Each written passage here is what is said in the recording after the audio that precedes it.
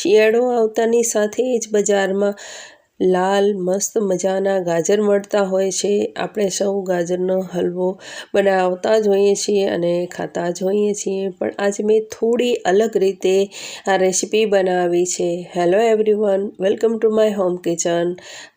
આ એક અલગ રીતે થોડી બનાવેલી રેસીપી તમે જોઈ લો તો આ રીતે બનાવશો તો એટલો તમને ટેસ્ટી લાગશે કે રોજ તમને ગાજરનો હલવો બનાવવાનું અને ખાવાનું મન થશે. ચાલો શરૂ કરીએ ગાજરના હલવાની રેસીપી. તે માટે સૌથી પહેલાં 6 નંગ એટલે કે વજનમાં 700 ગ્રામ ગાજર લીધા છે. થોડા કાજુ લીધા છે. તેમાં ઘી અને મલાઈનો પણ આપણે ઉપયોગ કરશું. હવે સૌથી પહેલાં ગાજરને આ રીતે આપણે તેની સ્કિન દૂર કરી દઈએ અને તેને પીલર વડે આ રીતે પીલ કરી દઈએ. તો બધા ગાજરને આ રીતે પીલ કરી દેવા. હવે ગાજરનો થોડો ઉપરનો ભાગ અને થોડો નીચેનો ભાગ કટ કરી દઈએ. ત્યારબાદ તેને પાણીથી સારી રીતે ધોઈ લઈએ. આ ગાજરમાં થોડા માટી અને ઉપર થોડા રેસા હોય છે, તો પાણીથી ધોઈ લેવાથી તે સારી રીતે સાફ થઈ જાય છે. તો તેને ધોઈ અને સાઈડમાં મૂકી દેવા. આમ તો સામાન્ય રીતે ગાજરનો હલવો છીણીને બનાવાતું હોય છે, પણ મેં તેને મિક્સર જારમાં ક્રશ કરીને બનાવ્યું છે. તો એક મિક્સર જાર લઈ અને ગાજરના થોડા પીસીસ કરી લેવા અને તેમાં એડ કરી દેવા. તો મિક્સર જારમાં સમાય અને સારી રીતે પીસી શકાય તે રીતે ગાજરના પીસીસ એડ કરી દેવા. તો મેં 2 જેટલા ગાજરના આ રીતે પીસીસ કરી અને એડ કરી દીધા છે. ગાજરમાં વચ્ચેનો સફેદ ભાગ દૂર કરી દેવો. હવે તેમાં સૌથી પહેલાં થોડું દૂધ એડ કરી દઈશું. તો મેં અત્યારે અડધી વાટકી જેટલું દૂધ એડ કર્યું છે. ત્યારબાદ મિક્સર જારમાં પીસી લઈશું. તો આ રીતે તેનો મિક્સચર રેડી થશે. સહેજ દરદરો રાખ્યો છે મેં. તો આ રીતે પીસી અને તેને એક મિક્સિંગ બાઉલમાં લઈ લેવું. તો 2 થી 3 વાર મિક્સર જારમાં પીસી લેવું. હવે કાજુના આ રીતે નાના નાના ટુકડા કરી દેવા. તમે તમારી પસંદના કોઈ પણ ડ્રાય ફ્રૂટ્સ લઈ શકો છો. અત્યારે મેં આમાં ખાસ કરીને કાજુનો જ ઉપયોગ કર્યો છે. તમે કિસમિસ, બદામ જે પણ ડ્રાય ફ્રૂટ લેવા માંગો તે લઈ શકો છો. ગેસ ઓન કરી દઈએ અને રેડી કરેલું મિક્સચર એક પેનમાં લઈ અને તેને ગરમ થવા મૂકી દઈએ.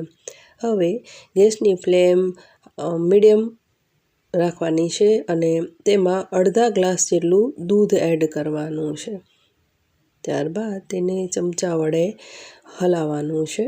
તો આ મિક્સર મીડિયમ આંચ અથવા તો લો આંચ પર જ કરવું, બહુ હાઈ ફ્લેમ નહીં કરવી, નહીંતર આ મિક્સર પેનમાં નીચે ચોંટી જશે અને તે બળી જશે. ને આ હલવો બનાવતી વખતે તેને સતત આ રીતે હલાવવું ખૂબ જ જરૂરી છે. આ રીતે હલાવતા જવાનું. થોડું મિક્સર ઘટ થાય ત્યારબાદ તેમાં 1 વાટકી એટલે કે વજનમાં 150 ગ્રામ જેટલી ખાંડ એડ કરવી. ખાંડનું પ્રમાણ તમે તમારા હિસાબે ઓછું કે વધારે કરી શકો. મેં આ ગાજરનો હલવો મીડિયમ સ્વીટનેસવાળો બનાવ્યો છે, એટલે એ પ્રમાણે ખાંડ લીધી છે. હવે ફરી તેને સતત હલાવતા જઈ અને મિક્સર ઘટ થાય ત્યારે તેમાં કાજુના ટુકડા એડ કરી દેવા અને ફરી તેને હલાવી થોડીવાર ચડવા દેવું. 2 થી 3 મિનિટ આ રીતે ચડી ગયા બાદ હવે તેમાં 1 મોટી ચમચી ઘી એડ કરવું અને તેને હલાવી થોડીવાર કૂક થવા દેવું. ગાજરના હલવામાં ઘી બહુ વધારે પ્રમાણમાં એડ કરવામાં આવતું નથી, પણ સામાન્ય 1 થી 2 ચમચી જેટલું જ ઘી એડ કરવામાં આવે છે. હવે તેમાં 1 મોટી ચમચી મલાઈ એડ કરવી. મલાઈ એડ કરવાથી ગાજરના હલવામાં એક ક્રીમી ટેક્સચર આવે છે અને ટેસ્ટમાં પણ સારો લાગે છે. તો તેને હલાવી અને સારી રીતે મિક્સ કરી ફરી તેને ચડવા દેવું. તો આ મિશ્રણ ખૂબ સારી રીતે ઘટ થઈ જાય ત્યાં સુધી તેને કૂક કરવું. તો આ ગાજરનો હલવો રેડી છે. હવે ગેસની ફ્લેમ ઓફ કરી દઈએ. તેને એક સર્વિંગ બાઉલમાં લઈ ઉપર થોડો કાજુનો ક્રશ એડ કરી અને તેને ગાર્નિશ કરીએ.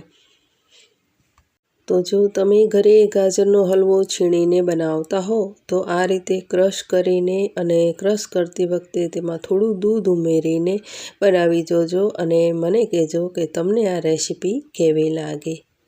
રેસીપીનો વિડીયો પસંદ પડ્યો હોય તો લાઈક કરજો, શેર કરજો.